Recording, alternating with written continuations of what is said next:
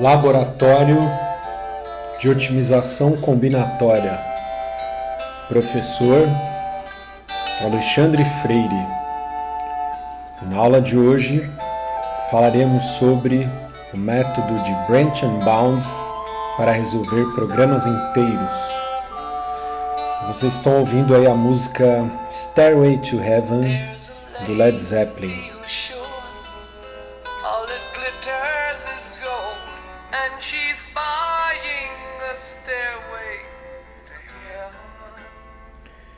Olá pessoal, espero que estejam todos bem.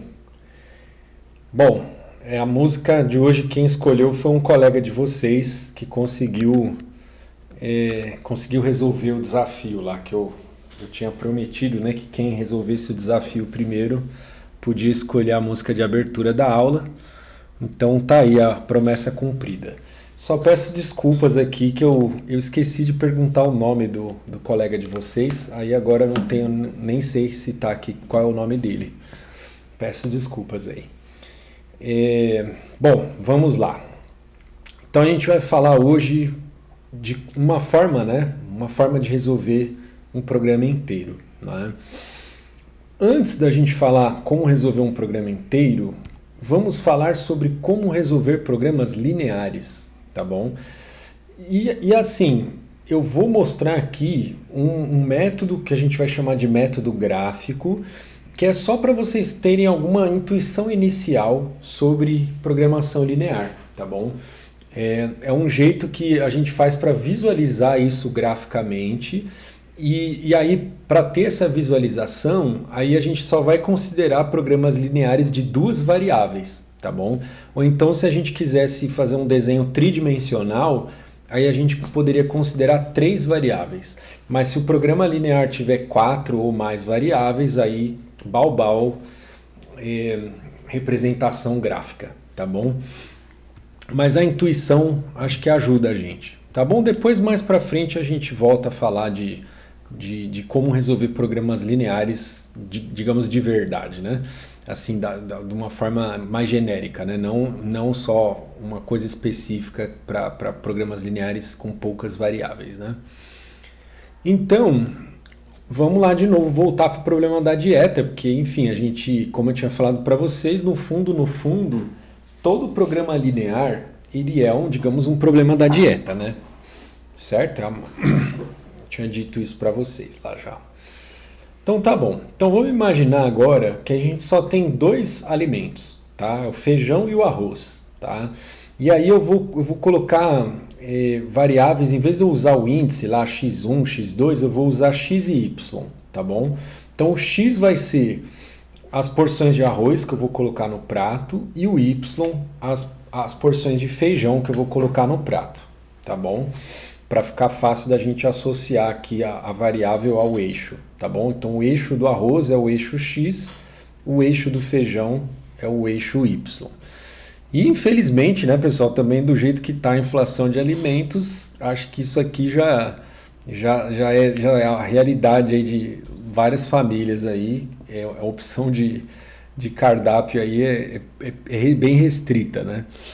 Mas enfim, dá até para colocar talvez um terceiro eixo aqui, ovo, né? Sei lá. Tô brincando. Quer dizer, eu tô rindo, mas enfim, é rindo para não chorar, né? Mas tá bom. Então agora vamos parar de brincadeira sem graça. Voltando aqui, né? Então, primeiro, ó, aí tá aqui o nosso problema de dieta, que é uma instância, né? Então tem os custos aqui, ó, o custo da porção do arroz, o custo da porção do feijão, depois uma restrição de carboidrato. Então aqui o arroz tem 13 de carboidrato, o feijão tem 2 de carboidrato e eu tenho que consumir pelo menos 26, né? Depois proteína, o arroz tem 9, o feijão tem 8, estranho isso aqui, né? Porque geralmente o feijão costuma ter mais proteína que o arroz, né?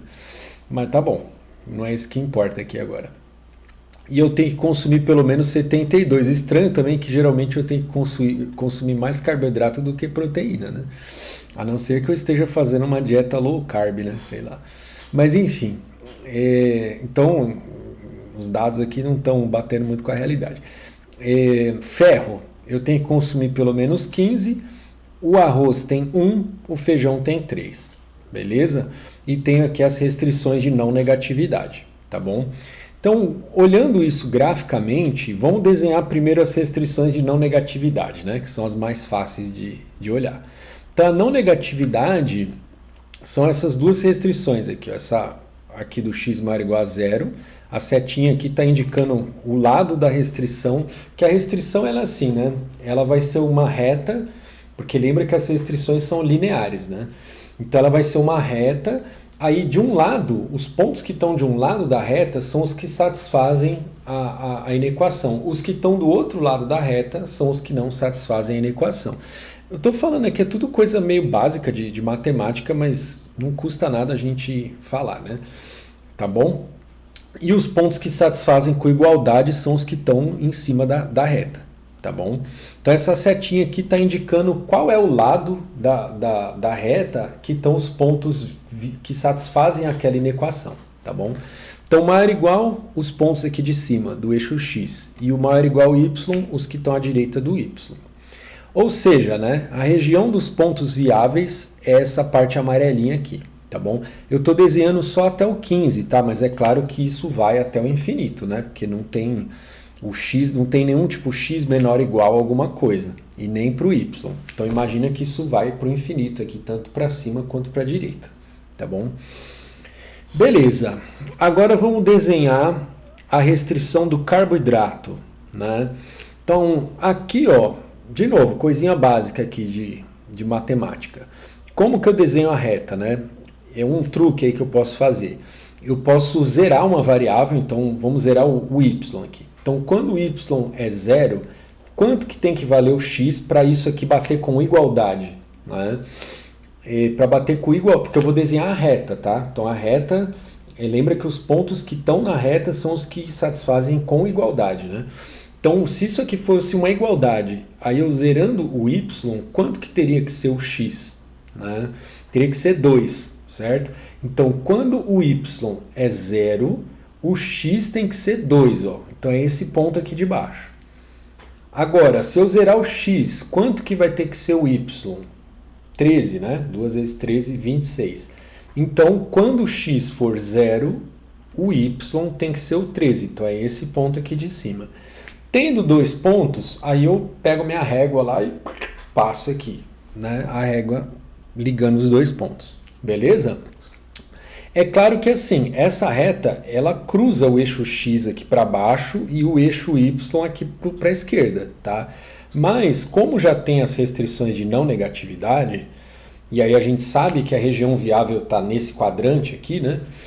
Então, eu também não vou desenhar isso aqui até para baixo, aqui nem para a esquerda, tá bom? Então, agora como que ficou a região dos pontos viáveis aqui, a região viável? Essa parte amarela aqui. De novo, vou repetir, tá? Lembrando que ó, eu estou desenhando até o 15, mas isso aqui vai para cima, vai para a direita, tá bom? Agora eu vou desenhar a restrição da proteína. Então eu faço aquele mesmo truque, né? 0x, aí para isso aqui dar com igualdade, eu tenho que fazer 9 vezes y, o y tem que ser 9, né? 9 vezes 8 vai dar 72. Então quando o x é 0, o y tem que ser 9, é esse ponto aqui de cima.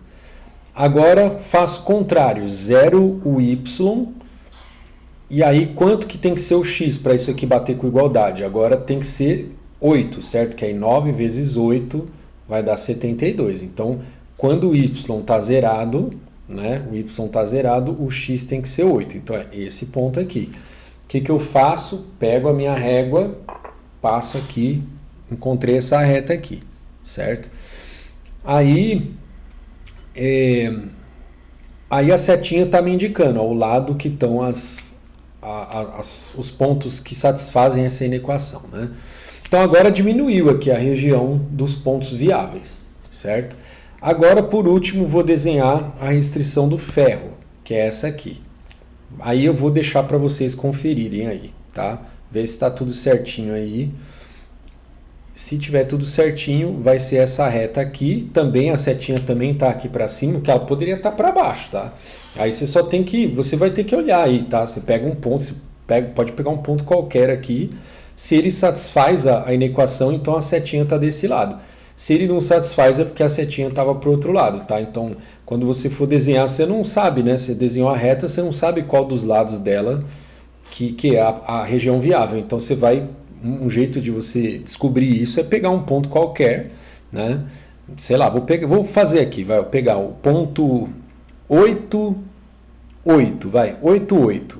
Ó, esse ponto aqui, 8, 8, né? Aí eu substituo aqui, ó, 8 mais 3 vezes 8 vai dar maior ou igual a 15, vai, certo?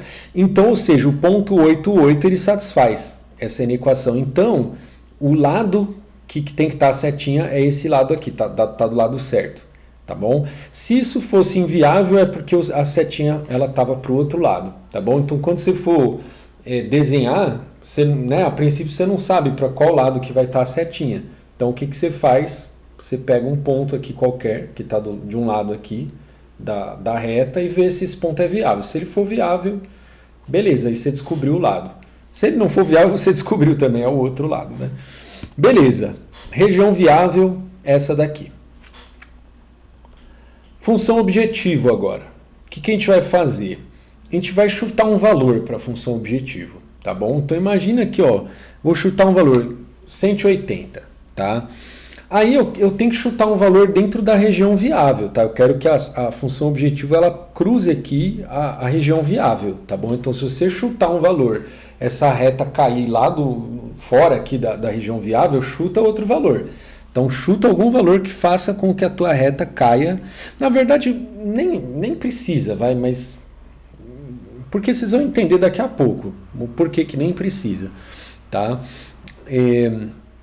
Porque basta, assim, assim, então, ou seja, vai, chuta um valor qualquer. Aí você chutou um valor qualquer, então você vai falar, quando a função objetivo é igual a 180, aí você desenha a reta, porque isso aqui vai dar uma equação, você faz o mesmo truque lá, desenhou a equação, ou desenhou a reta, né, daquela equação, aí você chuta um outro valor, tá? Chutei aqui, ó, 120, um outro valor, tá? Aí, ó, essa função ela é de minimização, certo? Então, eu olhando aqui, ó, do maior valor para o menor valor, você vê que essas duas retas elas são paralelas, né? Certo? É a mesma, o lado esquerdo aqui da equação é o mesmo, só está mudando o lado direito. Então, isso vai fazer com que sejam retas paralelas, tá? Todo o valor que você chutar aqui do lado direito vai cair numa reta paralela a essa, tá bom?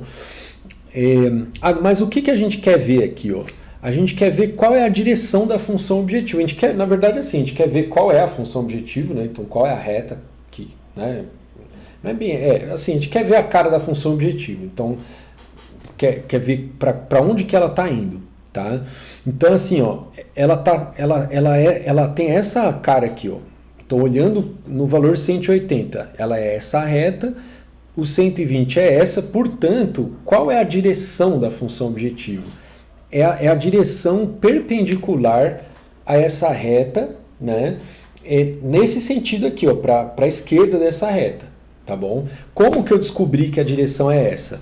Porque eu chutei um valor menor e aí deslocou para cá. E como eu estou minimizando, então a direção é essa aqui, tá bom? Então, o que eu quero fazer, né? Eu quero deslocar isso até eu chegar no meu ponto ótimo aqui, né? Que eu quero o ponto mínimo, no caso, eu estou minimizando, certo? Então, ó, se eu for descendo essa reta aqui, ó, né? Desse jeito aqui, ó, né? Graficamente dá para ver que o último ponto aqui que eu ainda consigo, se eu diminuir mais um pouco, eu caio fora aqui do poliedro onde estão as soluções viáveis, né? Então é esse ponto aqui, ó, tá? Então, quando aqui não tem o valor, eu não tenho o valor aqui, eu não coloquei o valor. Eu só coloquei o valor do x e o do y. Eu não coloquei aqui o valor da solução em si. Não sei quanto é. Fica como exercício aí para vocês. Mas o ponto é esse aqui. Bom, é só calcular, né? 5, é que aqui tem uns 3 pontinhos aqui, eu não sei exatamente qual que é o valor. Mas deu para sacar, né? Então, a função objetiva ela está indo nessa direção, e aí a solução ótima vai ser qual? Vai ser o último ponto ali onde eu consigo minimizar aquilo. Então eu vou pondo até chegar num ponto que se eu diminuir mais eu caio para fora da região viável, tá bom? Então beleza, esse é o ponto ótimo, tá bom?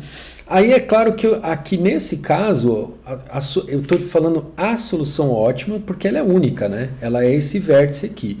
Mas se fosse, por exemplo, se a função objetivo ela fosse paralela, por exemplo, a essa reta aqui da proteína, aí todos os pontos aqui, ó, nesse pedaço aqui, ó, que vai desse pontinho aqui. Eu espero que quando eu falo desse aqui vocês consigam ver aqui pelo meu mouse, né? Desse ponto até esse aqui, né? Todos os pontos que estão na reta aqui da proteína e que estão dentro da região viável, qualquer um deles aqui poderia servir como solução ótima, certo? Porque aí todos eles teriam o mesmo valor na função objetivo e seria o ótimo porque eu não conseguiria diminuir mais, tá bom? Então, dependendo de como é o teu poliedro, você pode ter múltiplas soluções ótimas, tá bom? Nesse caso aqui é uma solução ótima só, tá bom? Beleza. Então é isso, pessoal. Beleza, né? É isso. Resolver programa linear usando o método gráfico é bem fácil, mas ele também só se aplica a casos em que você tem duas variáveis, tá bom? Restrições pode ter várias. Aí você vai e desenha lá todas as restrições, desenha a função objetivo, vê lá a direção dela, vai deslocando ela até bater lá no ponto ótimo. Beleza. Pode ser maximizar ou minimizar, né? Aí você vê qual é a direção que está aí na função objetivo e encontra o ponto ótimo, tá bom? Certo? Então, legal.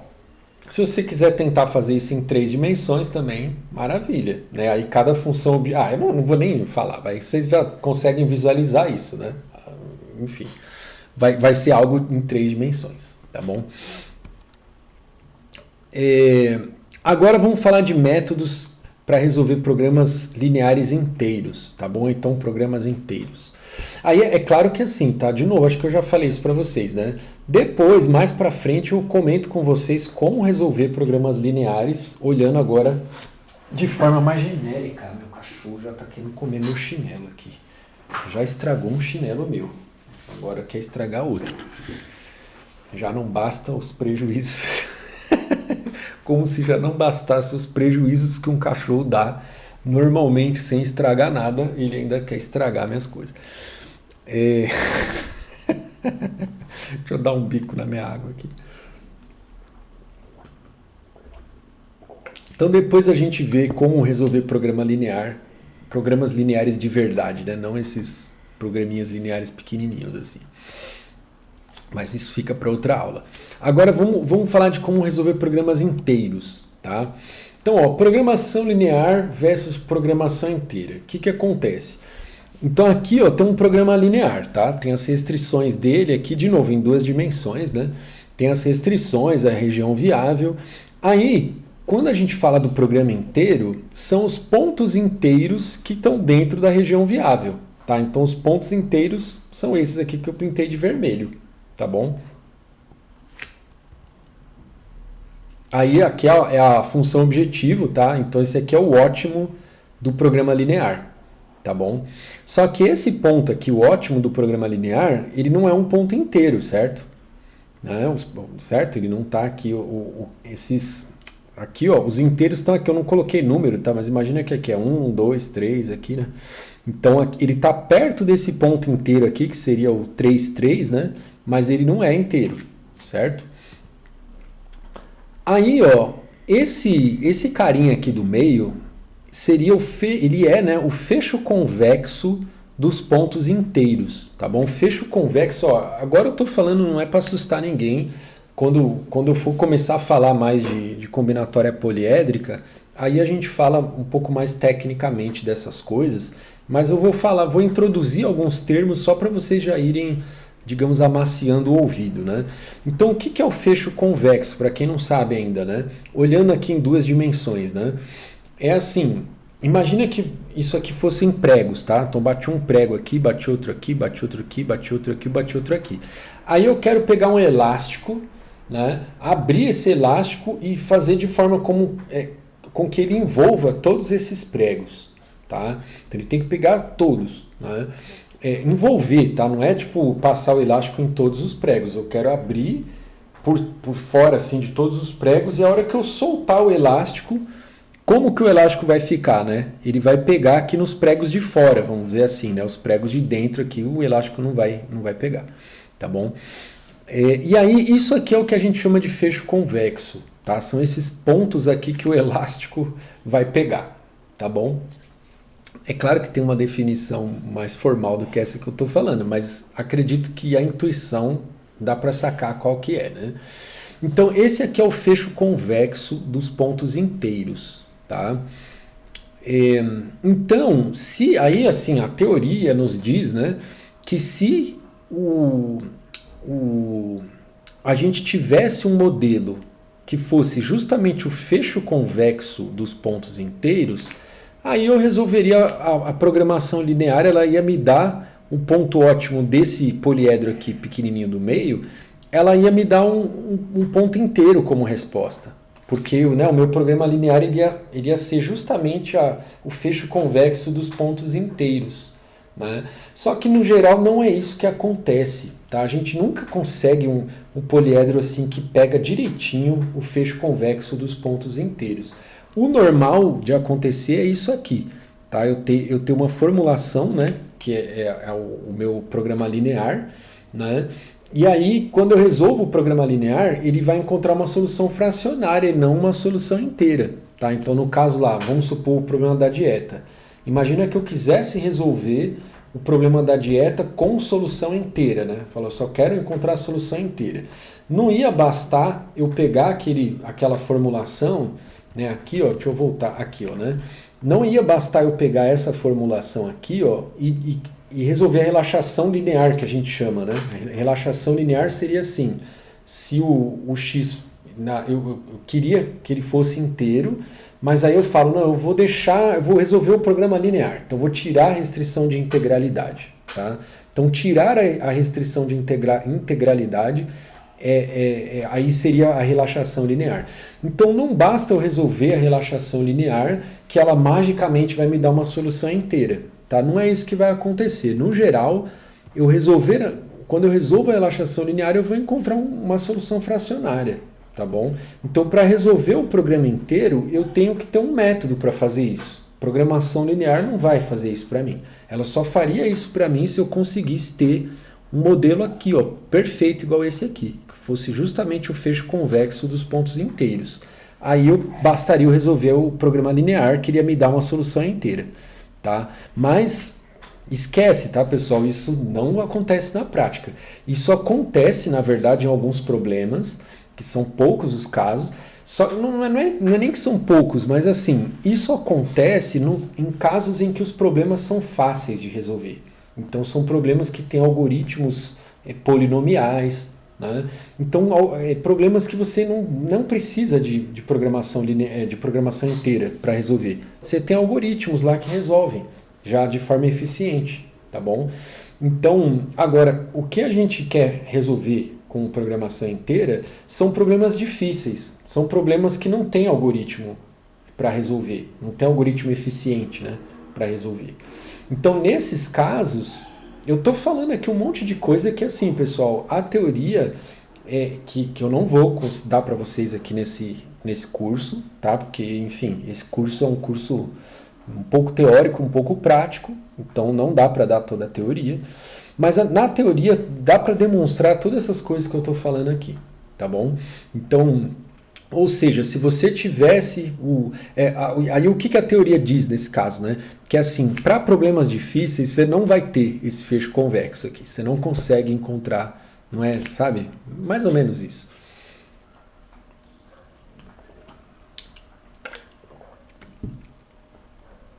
Então, assim, eu tô falando isso só para tirar a esperança de vocês, tá? Não tenho esperança que, eu vou ter um modelo que é muito bom e que ele vai ser justamente o fecho convexo aqui dos pontos inteiros, aí vai bastar eu resolver o programa linear que eu vou encontrar uma solução inteira. Não, isso não vai acontecer, tá bom? Pensa que, no geral, o que acontece é isso aqui, você vai ter um modelo que, olhando para a relaxação linear dele, você vai resolver e vai encontrar uma solução fracionária, tá bom? E o fecho convexo vai estar lá dentro do poliedro aqui, que descreve lá o poliedro que é da tua relaxação linear, tá bom? Beleza. Programação linear, tá? Ainda fazendo um paralelo aqui entre programação linear e programação inteira. Programação linear é fácil de resolver, tá? Então tem algoritmo que resolve um programa linear em tempo polinomial, tá bom? Relaxação linear de um programa inteiro é usada para obter limitante. A gente vai ver isso daqui a pouco na parte que eu vou falar aqui do branch and bound, tá? Então, ou seja, na programação inteira a gente usa programação linear, certo? Porque a gente faz lá o modelo, né? Linear, tudo certinho, só que a gente tem a restrição de integralidade. Então é praticamente a gente faz um modelo de programação linear, só que vai ter a restrição de integralidade. Aí, e por que a gente faz isso? Porque a gente sempre vai querer resolver essa relaxação linear, tá bom? E essa relaxação linear vai dar pra gente um limitante, tá? A gente vai entender isso aí daqui a pouquinho. O método simplex, tá? É o método mais usado para resolver programas lineares, tá bom? Ele é polinomial no caso médio, tá? Então, assim, na média, ele termina em tempo polinomial, porém, ele é exponencial no pior caso. Então, tem alguns casos lá que você vai pegar uma certa instância, vai resolver, o simplex vai gastar tempo exponencial para resolver, tá bom? Então, ou seja, ele não é um algoritmo eficiente, digamos, em todos os casos, né? Mas mesmo assim ele é o algoritmo mais usado, tá? Porque na prática ele resolve bem aí a maioria dos programas lineares. Mas tem métodos que são polinomiais, tá bom? Que eles garantem que resolvem tempo polinomial no pior caso, tá? Porque programação linear, como eu falei aqui em cima, é fácil de resolver, assim, tem algoritmo polinomial. Então tem o método dos elipsoides e tem também método de pontos interiores, tá bom? Aí é claro que nessa disciplina a gente não vai ficar esmiuçando essas coisas aqui, tá bom? De programação linear. Aí o número de aplicações práticas para programação linear é mais restrito, tá? Então, vários problemas que aparecem na prática, a gente precisa que o valor das variáveis sejam inteiros, tá? Então, muitos problemas práticos você não consegue resolver usando só programação linear. Agora também tem, eu disse assim, poucas aplicações assim, né? Tipo, comparado com programação inteira.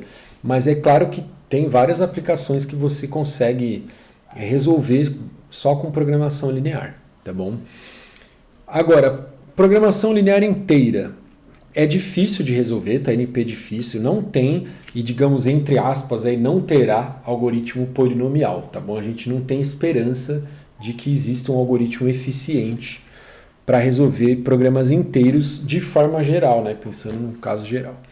Na prática, pode resolver instâncias razoavelmente grandes, tá? Porque o nosso interesse na programação inteira claro que tem um interesse teórico também, mas ele é um interesse bem prático, tá? No sentido de que assim, eu tenho um problema real para resolver e eu quero ver se eu consigo resolver instâncias desse problema, né? Das instâncias que aparecem para mim lá no meu dia a dia, naquele vídeo lá que eu pedi para vocês assistirem, tem vários exemplos lá de aplicações de pesquisa operacional. Muitos daquelas aplicações são problemas de programação inteira, tá? Problemas que a gente consegue resolver, né, com programação inteira, tá bom? E aí se a gente, né, você falar assim, eu preciso resolver tal problema em, sei lá, em meia hora, e eu conseguir fazer isso, então eu atingi meu objetivo, tá? Então, ou seja, tem uma parte prática aí que interessa pra gente, né? E aí programação inteira tem muito mais aplicações práticas do que a programação linear pura e simplesmente. Aí é claro que assim, tem aqueles problemas que não são lineares, né? Então muitas vezes você tem restrições não lineares, funções objetivo não linear, tá? Então também, né, tem outras aplicações aí que são mais complexas que a gente não consegue resolver com programação linear inteira, tá? Algumas delas a gente até consegue transformar, né? Consegue linearizar, né? Então você pega lá um programa que não era linear e consegue linearizar. Mas algumas são bem cascudas e aí não dá simplesmente. Quer dizer, na verdade, assim, eu também não entendo muito de programação não linear, tá? Eu não sei se genericamente dá para você linearizar qualquer programa não linear. Mas com certeza isso nem sempre vai ser, do ponto de vista prático, né? Isso vai ser algo eficiente, tá bom? Métodos mais usados para resolver programas inteiros. Branch and Bound, que é o que a gente vai ver aqui agora. Consiste basicamente em explorar a árvore de possibilidades, podando seus galhos através do uso de limitantes inferiores e superiores obtidos ao longo da execução. A gente vai ver isso aqui daqui a pouco. Trata-se de um algoritmo bastante genérico, não se aplica apenas à resolução de programas lineares inteiros. Tá? Então, assim, dá para você aplicar essa ideia do branch and bound sem usar a programação linear. Tá? Inclusive, se você falar branch and bound, ele não tem nada a ver com programação linear. Aqui nessa aula aqui eu vou falar de branch and bound para resolver programas lineares inteiros. Tá? Então, eu vou usar branch and bound com programação linear. Tá bom? Mas o branch and bound em si é algo mais genérico. Tá? É usado em combinação com outras técnicas específicas da área de programação linear inteira. Então, assim, os solvers, né, o que eles implementam lá dentro deles? Né? Eles implementam um branch and bound, tá? Só que eles misturam com outras técnicas também. Tá? Então, por exemplo, tem o branch and cut, né, que é uma mistura de branch and bound com a técnica de geração de planos de corte. Tá? Que aí isso aqui vai melhorar esses limitantes aqui que a gente já vai ver o que são. Né? Aplica-se no caso em que o modelo tem muitas restrições. Tá? Então, quando eu tenho modelos que a quantidade de restrição é gigante, aí muitas vezes eu vou usar aí essa técnica de planos de corte. E aí então, para resolver o programa linear inteiro, eu vou fazer um branch and bound junto com plano de corte. Geração, né, de plano de corte, que aí a gente vai chamar de branch and cut, tá? A gente vai estudar isso mais para frente na disciplina. E tem também o branch and price, né, que é uma mistura de branch and bound com geração de colunas, tá? É basicamente a mesma coisa que o branch and cut, só que o branch and cut ele gera cortes, o branch and price gera colunas, tá? São variáveis, tá? Colunas são variáveis novas que vão entrando no problema. Tá? Do ponto de vista aqui de implementação, o branch and price é mais chato de implementar, tá bom? A gente vai ver isso também ao longo aí do nosso curso. Aplica-se no caso em que o modelo tem muitas variáveis, já disse, né? Então vamos lá, vamos ver o branch and bound. Peguei aqui o exemplo do nosso livro lá, do Integer Programming.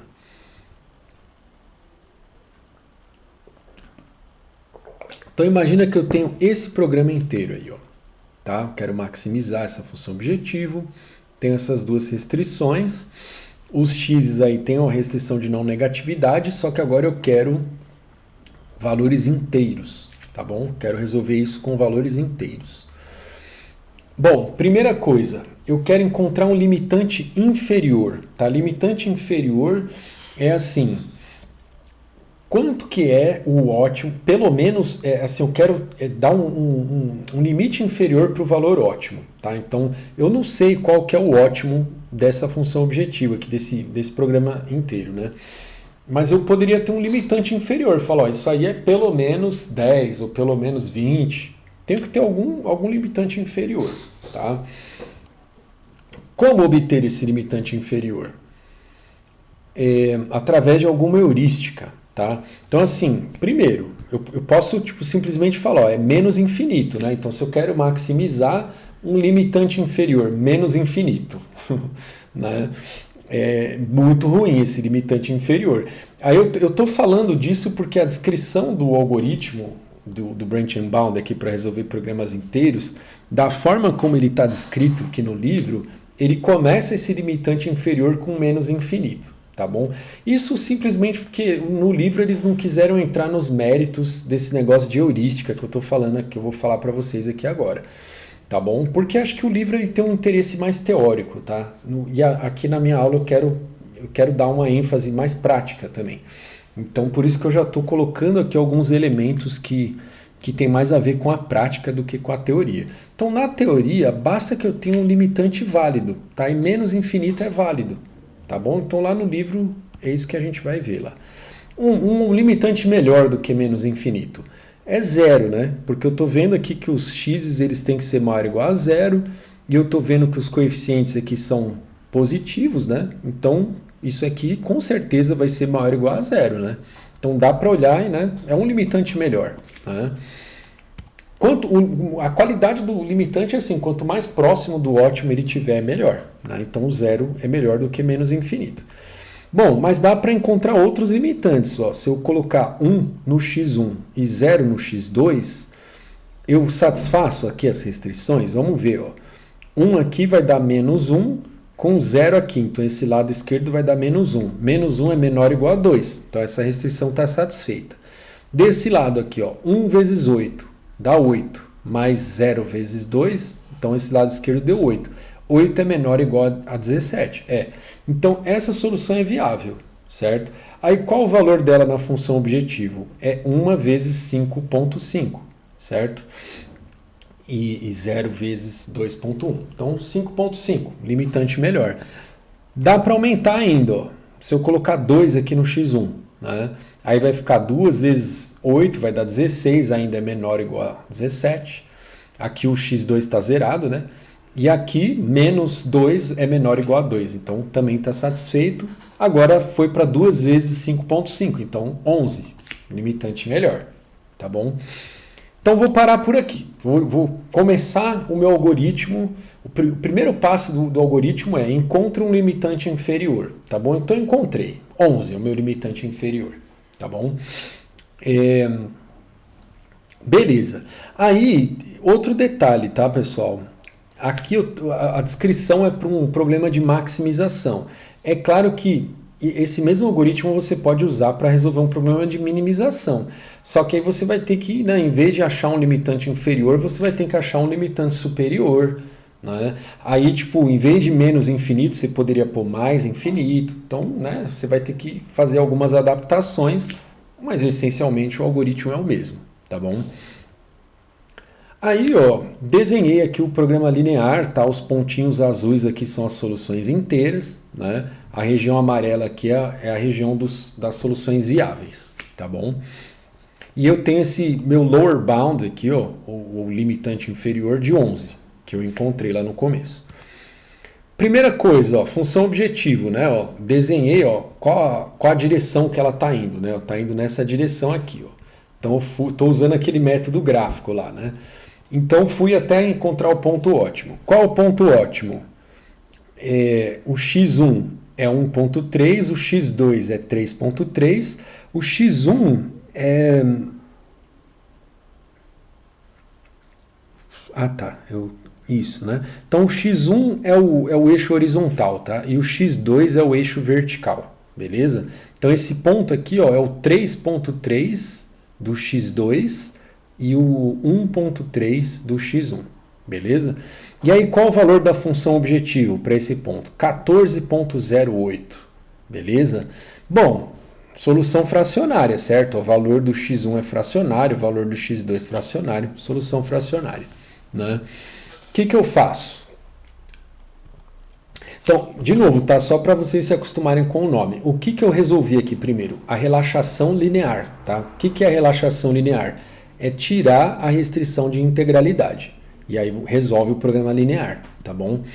Então, resolvendo a relaxação linear, eu encontrei 14.08.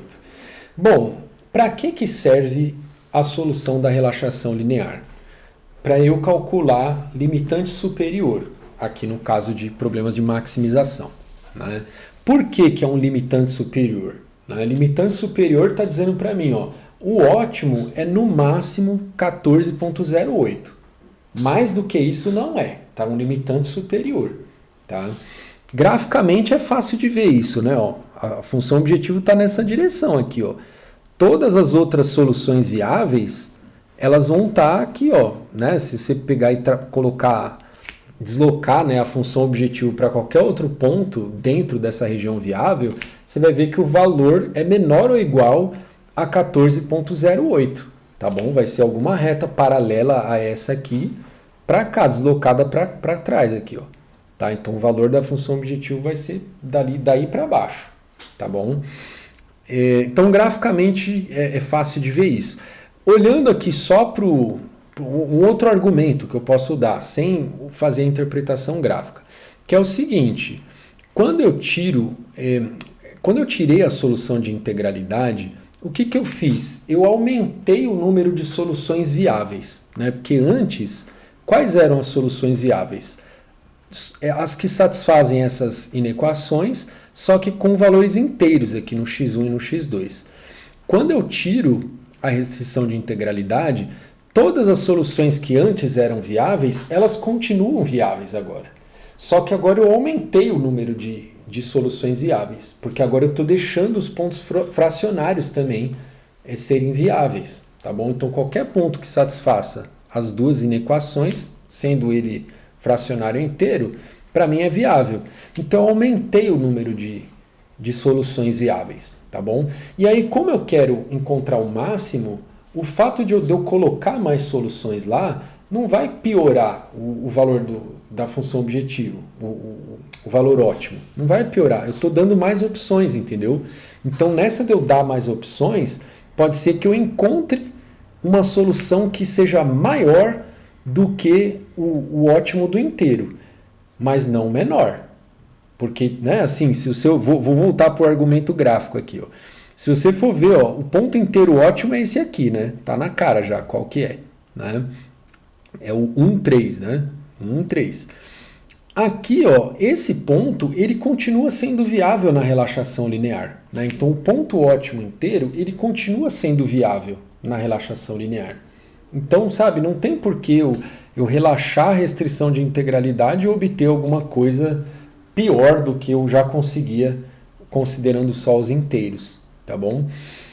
Então, ou seja, quando essa palavra aí, quando a gente fala relaxação, tá? Quando a gente fala relaxar o problema, é você tipo tirar alguma restrição do problema. Então você deixa entrar mais soluções viáveis lá no teu conjunto. Então qualquer tipo de relaxação, não só relaxação linear, mas qualquer tipo de relaxação, ela vai ter essa mesma característica. Ela vai servir como limitante superior, tá? No caso de problema de maximização. Pelo mesmo argumento, estou deixando entrar mais soluções lá, tá bom? Então, piorar não vai, certo? Beleza. Tá bom. Então agora eu sei que o ótimo está entre 11 e 14,08, certo? Aí, será que eu quebro? Não, eu tô começando a achar que o vídeo tá ficando longo, né? Eu vou quebrar o vídeo aqui, vou fazer uma pausa, tá bom? Eu já volto aqui.